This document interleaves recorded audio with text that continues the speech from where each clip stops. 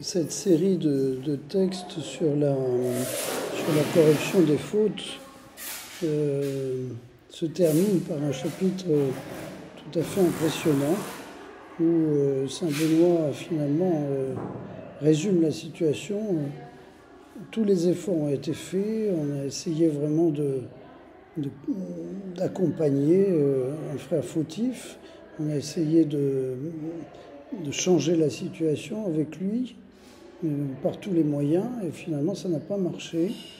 Et donc il n'y a que la prière qui peut faire quelque chose, cette espèce de concentration sur l'essentiel qui permet de toucher le cœur profond. Et si jamais par hasard ce moyen-là non plus n'opère pas une conversion profonde, et qu'il y a une impossibilité de rassembler ce frère avec le reste de la communauté, eh bien, au fond, il est dépendant de son choix propre, et de cette manière-là, il s'exclut d'une certaine manière de la communauté.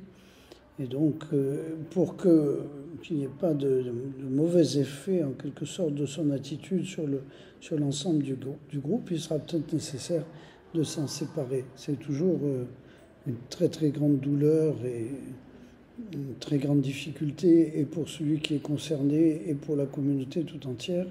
Mais quelquefois c'est la nécessité qui l'impose, car la situation n'est ni bonne ni pour lui ni pour la communauté. Peut-être que l'avenir est ailleurs en quelque sorte, donc il faut pouvoir l'accepter, le rechercher.